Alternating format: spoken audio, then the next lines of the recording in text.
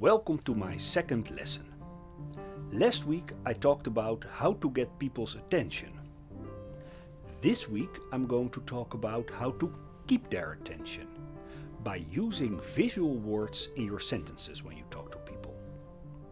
There's a big difference between abstract words and concrete words.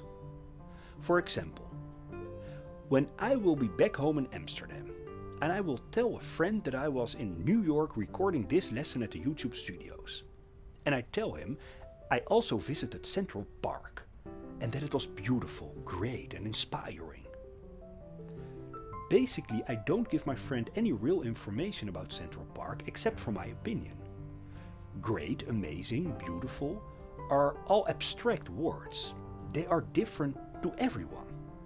So the brains of the listeners have to work very hard to make an image by those words to follow the story.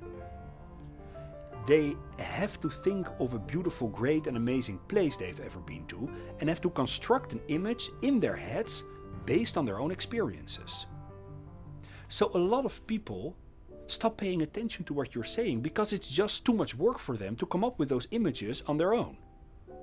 So most of the time they will choose the easy way and pay attention to other things that are more present in their heads at that moment.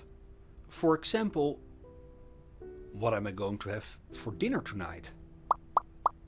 The images of the different dinners they can choose are more concrete than in this case inspiring and beautiful. So how can you keep them focused? The more concrete visual words you use when you're talking, the better people will keep paying attention because it will feel for them like watching a movie. So the game is always a battle between which images are brighter. The images which are already in the heads of the listeners, like the earlier example of different dinners, or the images you are talking about. So the more concrete you describe the images in your sentences, the more likely you will win the game from the images which are already in the heads of the listeners. So when I tell people about, in this case, Central Park, of course I can say it was beautiful, but I always feed those abstract words with concrete visual words. For example, Central Park was beautiful. It was spring and the sun was shining bright, which made all the big green trees look amazing. All around the park were the big buildings of New York. Very tall grey and brown skyscrapers. People will now visualize what you're talking about much easier, so the chances of keeping their attention is much bigger. Because your images are more concrete and visual than the images already in their heads.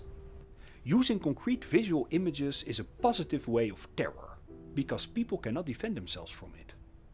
When I'm talking about a small red bird sitting in a big green tree, you cannot not think of it.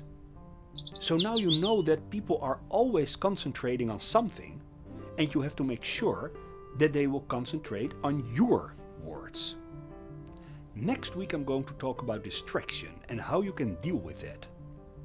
When I'm recording this vlog right now, there's a big black TV on the right side of the camera on which I can see myself. It's a distraction, but it doesn't distract me. Why not? I will tell you next week.